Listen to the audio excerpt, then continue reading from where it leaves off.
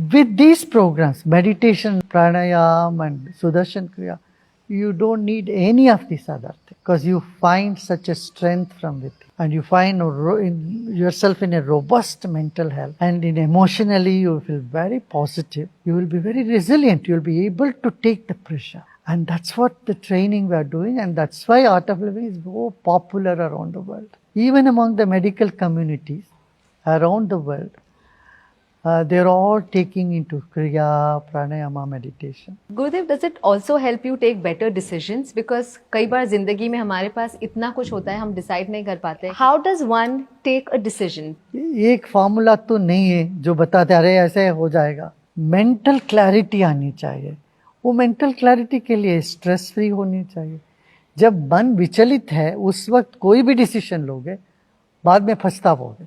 When you are stressed, any decision you take, you always end up regretting it. So I would say at that time meditate, become calmer. So when the mind is calm, then the intellect will work sharp. When you are working through intellect, you take decision through a sharp mind, sharp intellect, then you seldom regret it. पश्चाताप नहीं होगा तब.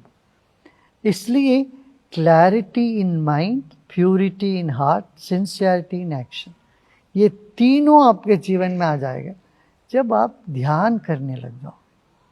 That's a beautiful thought. Gurudev, what is it that's keeping you so motivated? जब आप एक बहुत अच्छी movie देखते हो, आप ये तो नहीं कहोगे मुझे कोई डिस्टर्ब नहीं करो, मैंने अच्छा मूवी देख लिया, तो कमरे में बंद तो नहीं रहोगे. तुरंत फोन उठा के 10 आदमी को कॉल करोगे. खुशी का, आनंद का स्वभाव ही यही है बांटना. When you are happy by nature, you want to share it with everybody, spread it with everybody.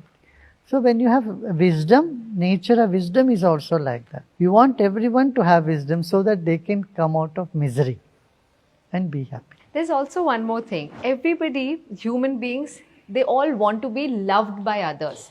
कि मुझे पसंद करो. पर अगर कोई पसंद नहीं करता तो it upsets you. प्रेम देने से बढ़ता है, मांगने से नहीं.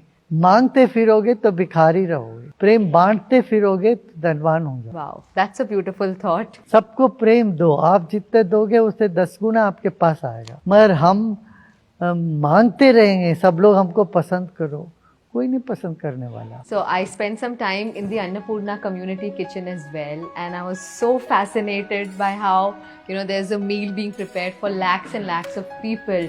और आपने लॉकडाउन में you started let men cook as a challenge. Are you still keeping up with it? Do you cook sometimes or no? Yeah, sometimes I do. You do? आपकी सबसे फेवरेट डिश कौन सी है? क्या खाना पसंद है आपको? देखिए ये तो मैं नहीं बताऊं, मैं हर चीज फेवरेट होता है. जो भी जब बनाते हैं उस वक्त वही फेवरेट है. मैं ये कहूँगा भारत में बहुत से भोजन के तरीके हैं. हमने एक बार किया था 5600 तरह की व्यंजन बनवाया हमने, सब शाकाहारी व्यंजन. तो भारत में इतने तरह तरह के व्यंजन हैं, लोगों को इसके बारे में पता ही नहीं है. जैसे हैदराबाद में पूतरेका मिलता है, देश के किसी और भाग में लोग उसको जानते ही नहीं. जैसे केरला में देखो तो वहाँ अच्छप्पम करके मिलता है, बड़ा डिजाइन के साथ होता है. अच्छा. वो और कहीं नहीं देखेंगे. अच्छा. मगर आजू बाजू के स्टेट में भी इस चीज का प्रचार प्रसार नहीं है. That's true. और वही हमारा इंटेंशन है कि जो रीजनल क्विजीन है, लोग हैं, उन सबको हम एक दूसरे से फेमिलियर बहुत आवश्यक है. और भारत में जितने तरह की क्विजीन है, किसी भी दुनिया के किसी भी राष्ट्र में ऐसा नहीं है.